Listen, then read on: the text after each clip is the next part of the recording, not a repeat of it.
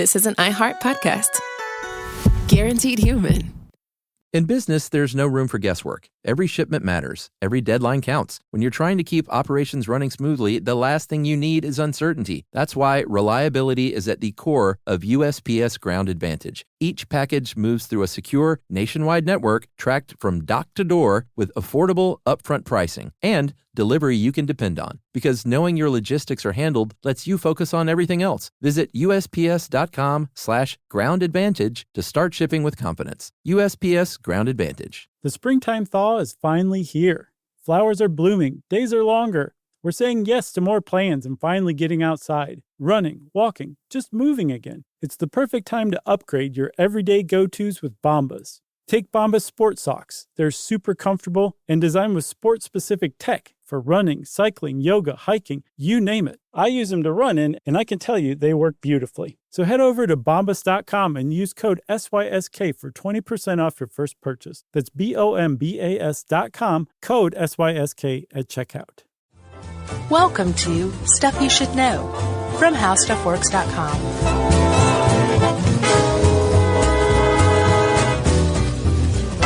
Hey, and welcome to the podcast. I'm Josh Clark. There's Charles W. Chuck Bryant.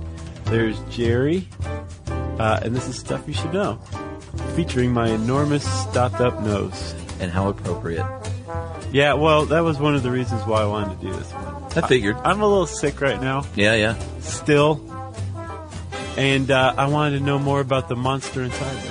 That's right. Like, I'm not feeling great, and knowledge is power, like we always say. Exactly. Like, just from researching this, I was like starting to break a sweat and tremble, and I was like, I'm getting better. And then I passed out and hit my head. Yeah, and I didn't have enough time to finish studying, so good. I'm going to have to make a lot of this up, Chuck. Cool. Yeah, we covered Ebola recently. Yeah. And we are definitely going to cover HIV at some point. We just haven't gotten around to it. Yeah. But both of those are viruses. There's another one we talked about that seemed to come up in this. I don't remember what it was, but the herpes? No? No, we never talked about herpes. Well, not mixed company. What was it? I don't remember, but there was definitely microbiome, maybe? Yeah, no, I don't remember what it was, but we've talked about viruses and viral infections. But to me, I think viruses are one of the most fascinating things on the entire planet. They're jerks. Like, we don't know where they came from. Yeah. We don't quite know how to classify them because they really kind of operate on the line between a living and a non-living thing. Yeah, this article said, like, most scientists agree, but I found a lot of people that said that they're not living things too, so. Yeah. But who cares, really?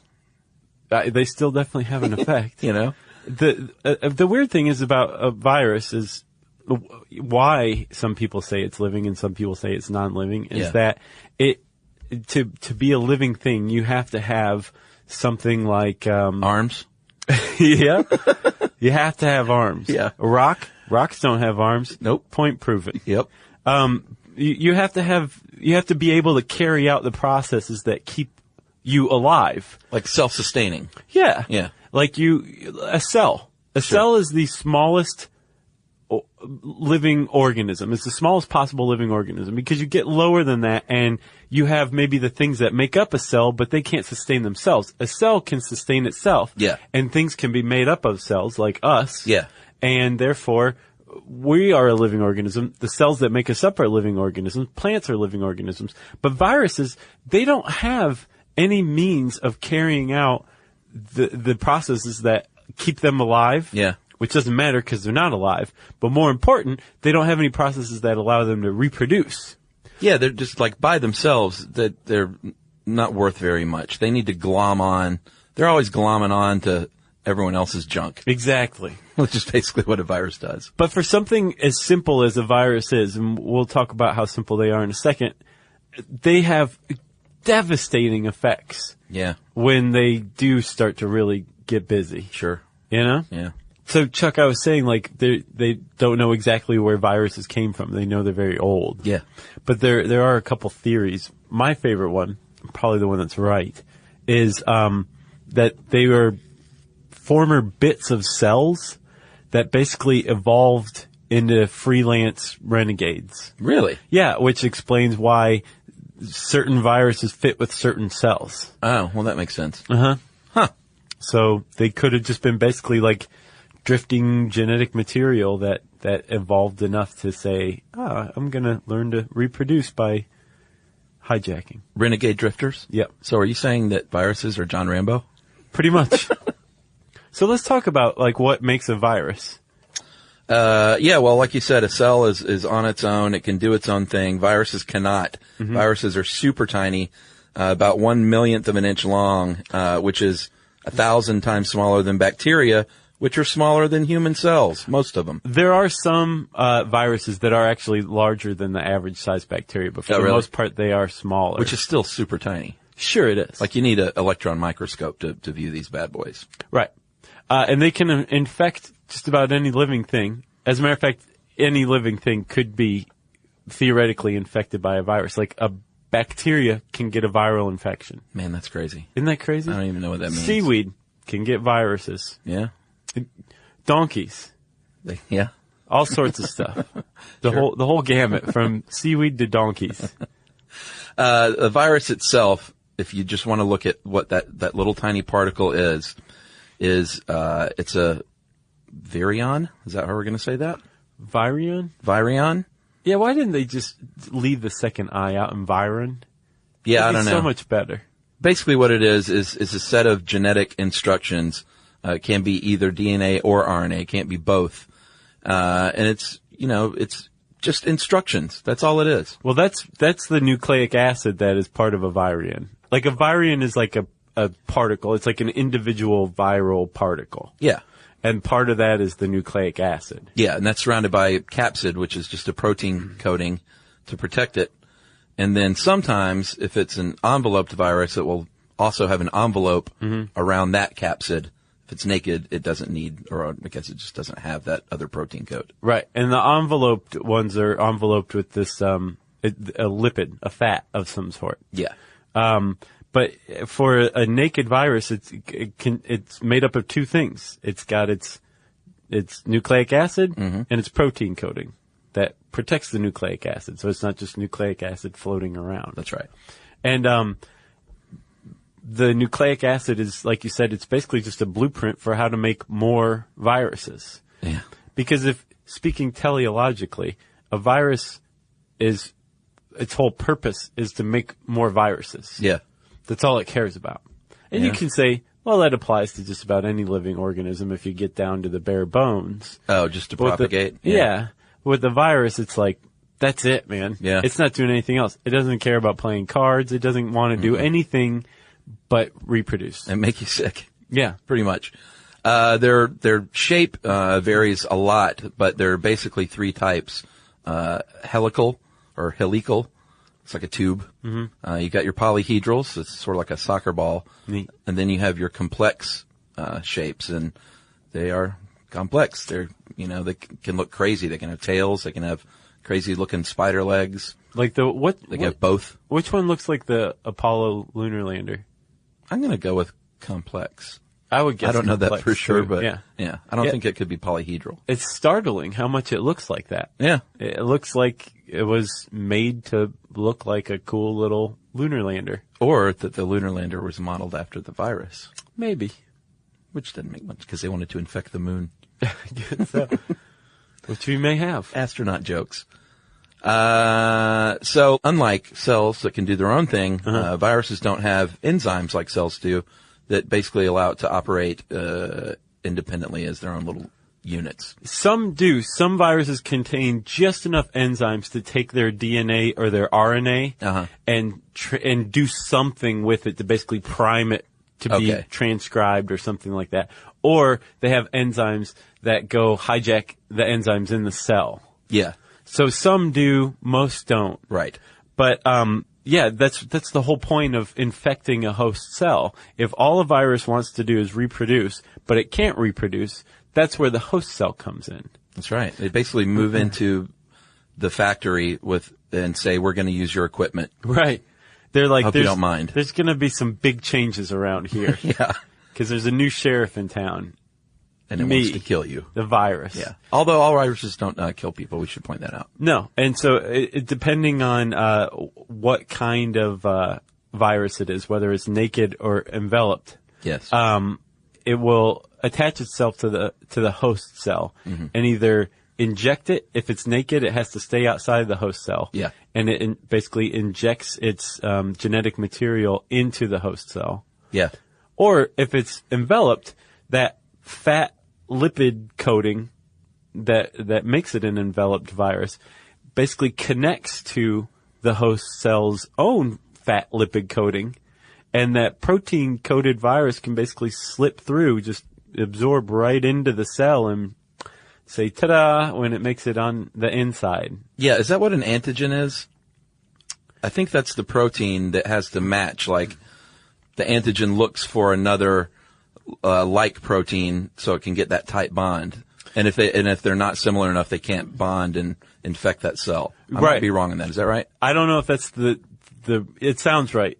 And the reason it sounds right is because I saw elsewhere in the research that that's why viruses go after specific kinds of cells. Oh, okay. They recognize the type of cells that they're capable of infecting. Right, and say I can bind to you very tightly, my friend. Exactly. So let's dance. Exactly. All right, right after this message, we are going to get down to the nitty-gritty on what happens once they have bound themselves to that cell.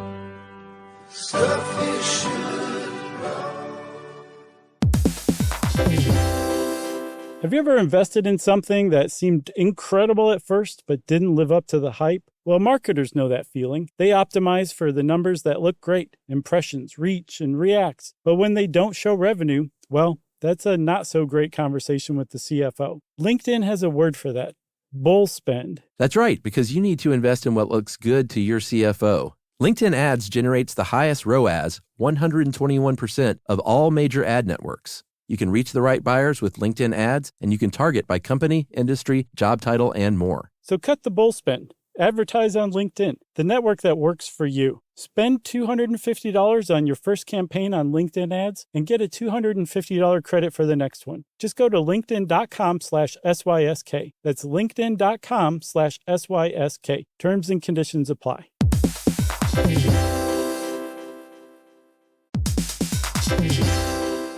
Hey everybody, I want to talk to you a little bit about Tide Evo because it represents over 10 years of innovation and product development. Tide Evo is a first-of-its-kind technology where tens of thousands of minuscule fibers are spun together to form a 6 times powerful layer packed with scrubbers, brighteners, pre-treaters, and fresheners. And that's going to deliver a breakthrough clean that's so powerful it feels like magic. Yeah, it is kind of like magic. Tide Evo is revolutionary. A 100% concentrated, waterless laundry tile that's made of compressed microfiber soap layers rather than liquid or powder. And it's not like pods or sheets because it uses 6 layers of detergent fibers to deliver superior cold water cleaning without plastic packaging of any kind. And it provides a mess-free, lightweight solution that dissolves lickety-split. So whenever you run into a laundry challenge, turn to Tide Evo. It's revolutionary. It's magic. Try new Tide Evo. Real laundry magic.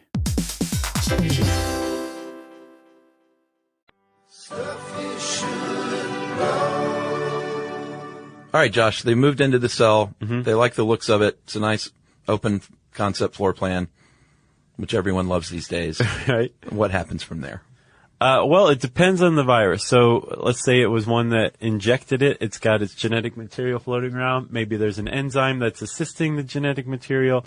Or if the virus itself showed up, it's releasing its genetic material all over the place. But basically what happens is... That sounds pretty gross. Yeah. Well, it is pretty gross. Like a teenage boy. It happens exactly like you think. Yeah. But the once inside the cell, you'll see a lot that a virus hijacks the cell's processes. Yeah, like, hey, we need to use your deal because we don't have our own. Exactly. Yeah.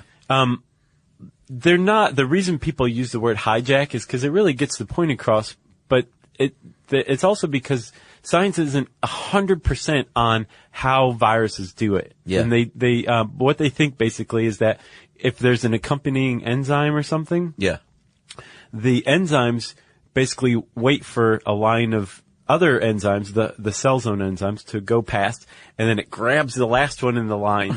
That old trick. It hits it over the head. Yeah. Hypnotizes it. Is this Blazing Saddles? Basically.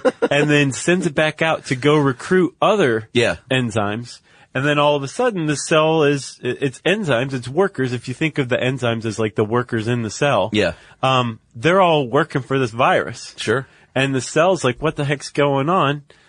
It's too late. The enzymes are focused on transcribing the DNA, which ultimately just makes more DNA or RNA for the virus, and then assembling it with proteins that the enzymes are now making. So they're now making more and more and more viruses. It's a hostile takeover. It is very much a hostile takeover. That's one way to go. There's another thing called a retrovirus, which I'm a huge fan of. Okay. Some of the worst viruses around are retroviruses. Yeah. Which is ironic because they actually have the softest impact on the host cell. But a retrovirus goes in, very quietly hangs around. Yeah, with their 80s clothing and... Right. Yeah. Yeah, because HIV is a retrovirus. Sure. So is, I think, flu. Flu's a retrovirus too, I think. But it goes in and it just inserts its DNA into the cell's DNA. All right. So it's like, hey, go about your business or whatever, but now there's this extra sequence that when you go over it and you transcribe it and you do what this DNA or this genetic material is telling you to do and to make, you're going to also, as a byproduct, spit out viruses. So it's just duplicating itself. It is. So there's a lot of different things that can go on, but it's like you said, there's a hostile takeover or the cell is tricked into making more viruses. But what happens is more and more and more and more viruses are being made within the host cell, which can be pretty bad for the host cell ultimately. Well, yeah, because eventually the virus is going to leave, and they can either, if it's a naked virus, it'll bust out and just destroy the host cell and be like, hey, I'm tired of your little apartment. Yeah. I'm just going to burn it down because I'm my own thing now. Right. And I can live on my own.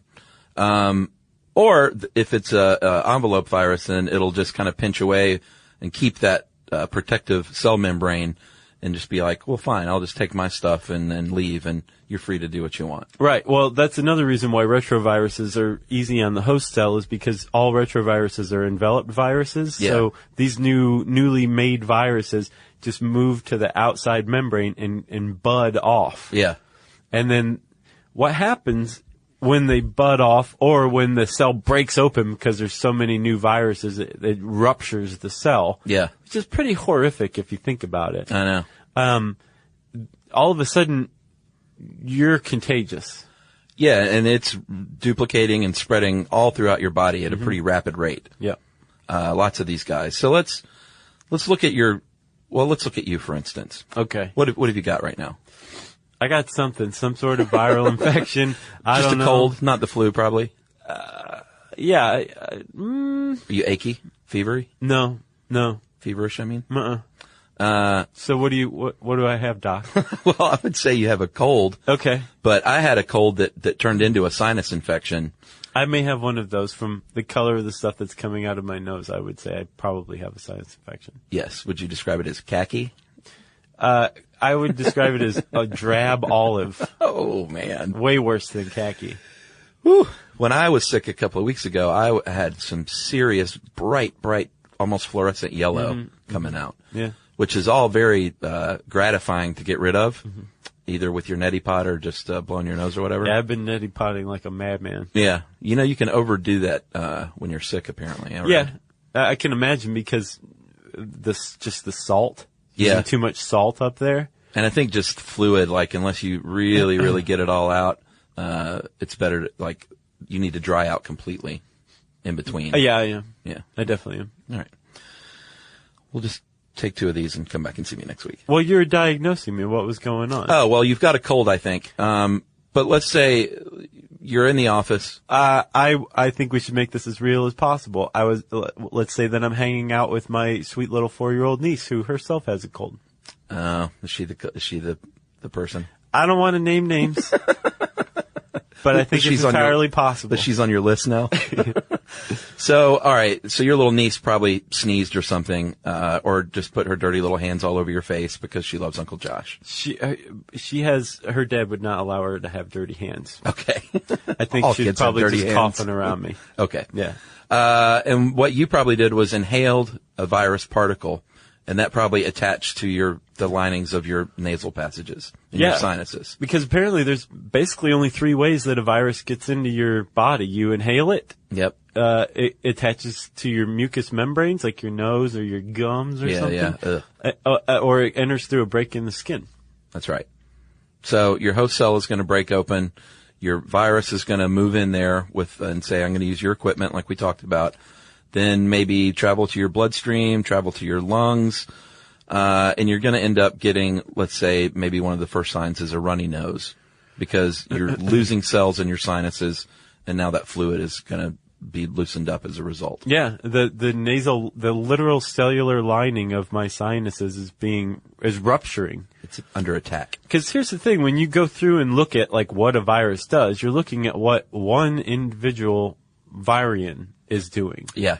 You don't necessarily just pick up one individual virion. You can be exposed to many, many, many virions, and they are each producing thousands more just in one cell. Yeah. So all this is going on. It can have a pronounced effect. Like if you just lost one cell in your nasal lining, it's not going to do much. You're probably never ever going to notice. But if you lose a ton of the cells at the same time, you're going to have a runny nose. Yeah. Or if it happens in your throat, you're going to have a sore throat. That's right. That's just fluid, it's attacking those cells in your throat in the lining, and it's dripping and just causing usually some sort of inflammation. Yeah, and because those ruptured cells are being carried down by your nose juice to the back of your throat, nose which juice. in turn, that's what I was raised on. Mucus. Which in turn, nose juice. Okay. Which in turn, they attach and attack to the cells lining your throat, and then this whole thing is just going on and on and on again. Yeah, if you've ever had aches and pains because of maybe a flu, that's because your muscle cells are being attacked. And it sucks because you don't know that this is going on at first. Like it's just this war being waged inside your body, and you're like, hey, I'm just going to the grocery store and I'm feeling pretty good. Exactly. And by the time you start to feel it, it's too late. It is too late. I'm glad you brought that up because I did a Don't Be Dumb on when you're actually contagious. Yeah, what's the final on that? So it depends on... Does it vary? How long you're contagious varies, but when you start is about a day before you start showing symptoms. Okay. So, remember how I said if you have one cell burst and you're not going to notice it, it's going to take many, many cells to burst before you finally have a sore throat? Well, while those things are bursting, after that first one bursts, you're contagious, buddy. Yeah. So for a day before you even know you're sick, you're walking around infecting other people. Right. With a cold, you go from the day before symptoms to about 4 days after. All right. And with the flu, you go from the day before symptoms to 5 to 7 days after. Gotcha. So you can still be, it is true when people are like, I'm not contagious anymore. They're usually probably totally wrong. Yeah. But say their flu lasts 8 days. If they say that on day 8, they're actually right. Right. That makes Most sense. people say it by day 3 or 4 or whatever. That's not right. Well, they need to watch Don't Be Dumb, Josh's award-winning web series. So many awards, man. I think the next award it's going to win is the most divisive web series. Yeah. Because more than half, I think, are like, man, this is the best thing ever. And half that the people are like, I don't get it. Why is Josh acting so weird? Yeah. And I'll just respond with, yeah, you don't get it. Yeah. And I mean, it's definitely not for everybody, I've learned. Well, it's very funny, I think. Chuckers. Sure. So, all right. And we mentioned fever. We're going to talk about what that is actually doing inside your body right after this break. Have you ever invested in something that seemed incredible at first but didn't live up to the hype? Well, marketers know that feeling. They optimize for the numbers that look great, impressions, reach, and reacts. But when they don't show revenue, well, that's a not so great conversation with the CFO. LinkedIn has a word for that: bull spend. That's right, because you need to invest in what looks good to your CFO.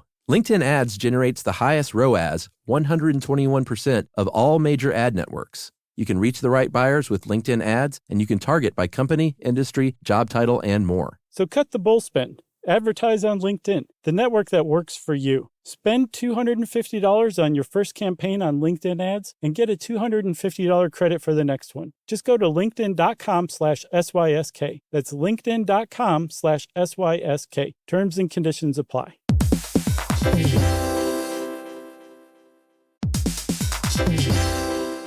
Hey everybody, I want to talk to you a little bit about Tide Evo because it represents over 10 years of innovation and product development. Tide Evo is a first-of-its-kind technology where tens of thousands of minuscule fibers are spun together to form a 6 times powerful layer packed with scrubbers, brighteners, pre-treaters, and fresheners. And that's going to deliver a breakthrough clean that's so powerful it feels like magic. Yeah, it is kind of like magic. Tide Evo is revolutionary. A 100% concentrated, waterless laundry tile that's made of compressed microfiber soap layers rather than liquid or powder. And it's not like pods or sheets because it uses 6 layers of detergent fibers to deliver superior cold water cleaning without plastic packaging of any kind. And it provides a mess-free, lightweight solution that dissolves lickety-split. So whenever you run into a laundry challenge, turn to Tide Evo. It's revolutionary. It's magic. Try new Tide Evo. Real laundry magic.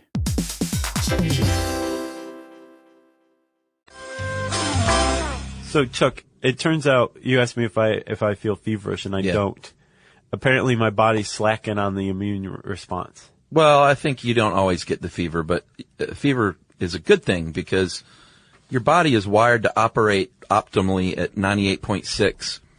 Even though I heard that was 98.7 now, is that right? Yeah, I heard that they kind of abandoned that as like an average body temperature because it varies enough between human beings that they're like, now it's this between this. Right. Rather than 98.6. And if you don't have that, you're sick. So somewhere in that range, let's say, chemical reactions and basically anything going on in your body, that's the temperature it likes. So when you get a fever, it's actually slowing all those processes down, including the virus's spread. Yeah. Because it's like, oh man, it's hot. I can't work as much. That's right. Which is kind of a weird, indirect, roundabout way of slowing a fever down or slowing an infection down. But, yeah. I mean, I guess if it works. So it's good to have a fever. It is good to have a fever. And it actually makes sense in a strange way because some infections, some viruses attack the very cells that are meant to mount the immune response. Like, remember Ebola? Yeah. It goes right after, like, every immune response cell it can find. HIV goes after T cells, which attack and destroy foreign bodies. So, to slow them down and to slow the spread so that the immune response can continue and mount a full attack is kind of clever. Yeah, and since you mentioned HIV, it's another scary one because it's one of those viruses that can just lay in wait, and they even call it sleeping at sometimes, you know, like it's not obvious. You could have HIV and be spreading HIV without ever feeling any kind of sick or any kind of symptoms.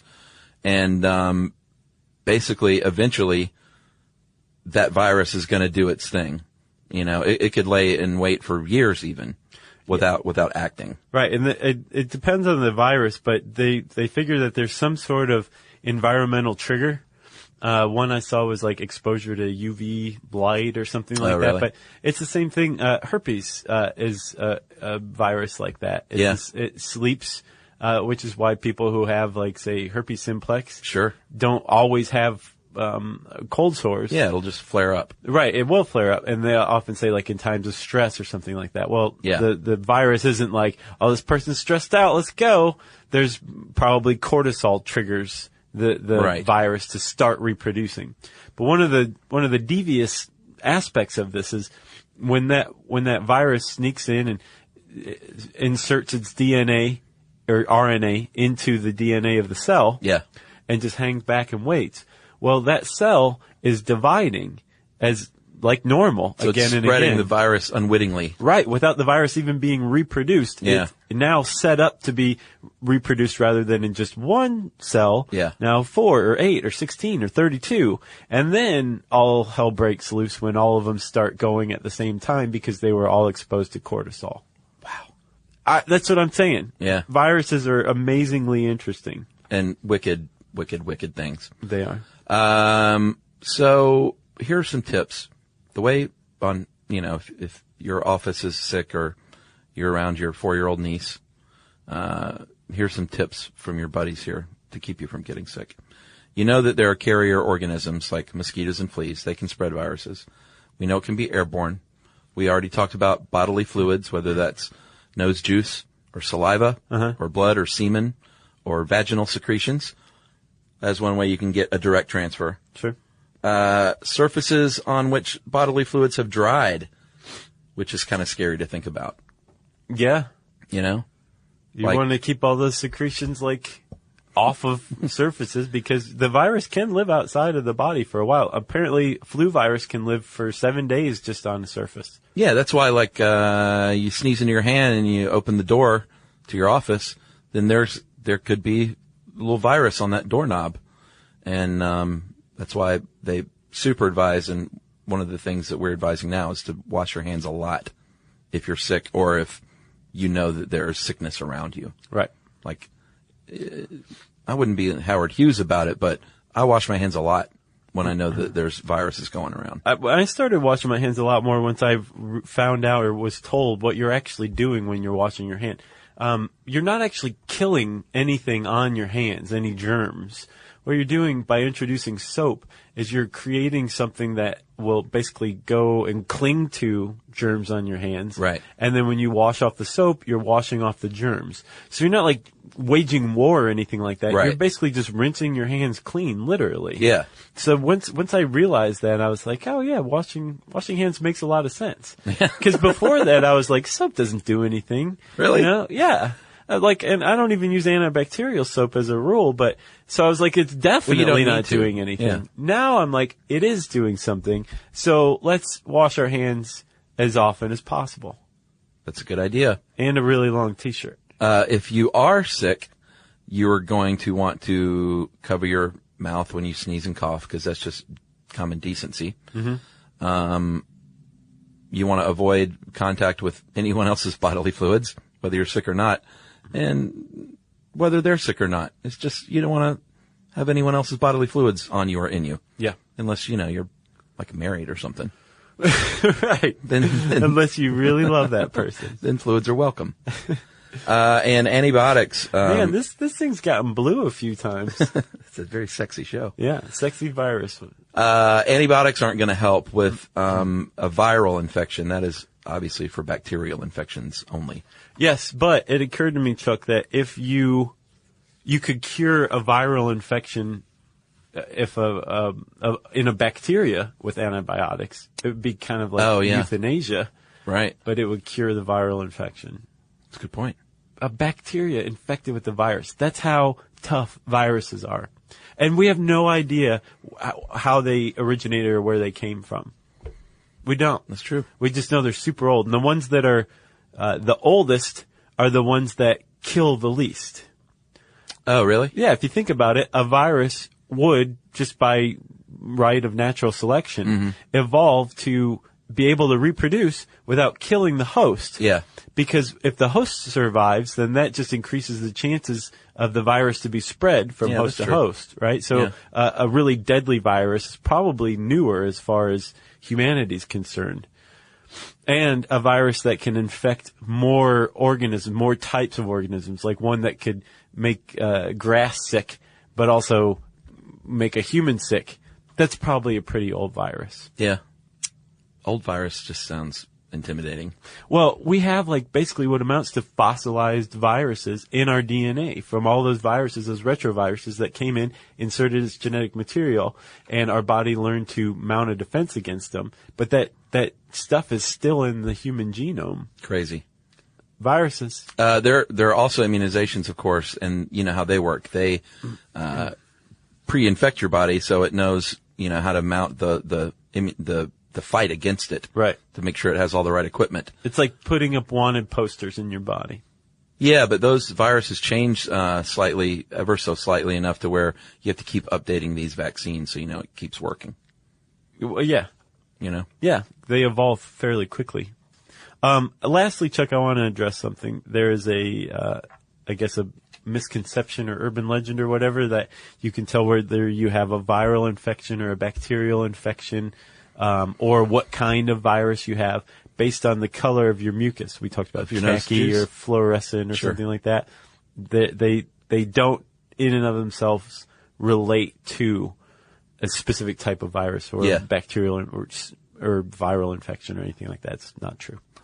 So that's viruses. Yeah, I got nothing else. It is good to know how this stuff works, though, because, when you get sick, you understand it a little better. Maybe you can mentally fight this stuff more effectively. I'm doing it right now. Yeah. Do you see how I'm bleeding from my scalp? Oh, my God. I'm using a lot of mental power. It's amazing. If you want to know more about viruses, you can start by typing that word into the search bar at howstuffworks.com, and it will bring up this cool article. And I said how stuff works, so it's time for listener mail. I'm going to call this Headstones. My name is Georgia Gilbert. I'm a new but enthusiastic fan from the University of Washington. Go Huskies. Yeah. I was listening to your Tombstones podcast, and I want to say that the move to churchyard burials is a bit more complicated than you implied. If I remember correctly, burials in churchyards began mostly as a common practice because of the plague. Churches would sell spots for burial within the church itself, in the walls and the floors, etc., because there was a common belief during the Middle Ages that being buried in a church was being buried closer to God. And if you're buried closer to God, the better off you're going to be in the afterlife. The reasoning goes. Many people would actually get spots within their local church to be buried, or at least very close to the walls outside. During the plague years, however, the amount of bodies accumulated to be buried became too much, and they began to bury people further outside the church, even if they had paid for a spot inside. I read a great book on death in London through the ages that talked about it, that was called Necropolis. I highly recommend it. So thanks for teaching me such awesome stuff, guys. I can now ask my mother-in-law intelligent questions about growing up in Germany during the Cold War, thanks to your Berlin Wall program. Nice. And that is from Georgia. That was fascinating. The plague, by the way, was bacterial, not viral. Oh, yeah? In case anybody was wondering, like me. Yeah, we did one on the plague, right? Black we plague? did. Yeah. Black Death or Black Plague, yeah. Anyway, who was that again? Georgia. Thanks a lot, Georgia. We appreciate that. That was a great email. If you have a great email, you can try to tweet it to us if it's short at SYSK Podcast. You can post it on Facebook if you like at facebook.com/stuffyoushouldknow. Or you can send us an email like a normal person to stuffpodcast@howstuffworks.com. And as always, in the meantime, hang out with us at our home on the web, stuffyoushouldknow.com.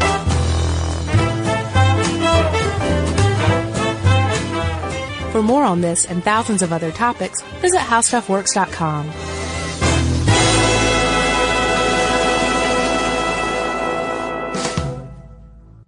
Everyone knows winter is the real mess maker. You don't need WeatherTech floor liners for summer unless you hit the beach and half the beach ends up back in your car, or the campsite dirt ends up in your trunk. Then you'd want a cargo liner, or a road trip goes sideways, lemonade spills, ketchup goes rogue, ice cream drips. Yeah, you'd be pretty happy about those WeatherTech seat protectors. So just to be clear, as the mud you're inevitably going to step in this summer, you don't need WeatherTech unless you plan on doing summer. Visit WeatherTech.com today. The next time you end up with something on your shirt, don't turn to your usual detergent. Check out Tide Evo. Tide Evo represents over 10 years of innovation in product development. It's a revolutionary 100% concentrated waterless laundry tile made of compressed microfiber soap layers rather than liquid or powder. It's not pods and it's not sheets. It uses 6 layers of detergent fibers to deliver superior cold water cleaning without plastic packaging. It's mess-free, lightweight, and dissolves quickly. Try new Tide Evo. Real laundry magic. This is an iHeart podcast. Guaranteed human.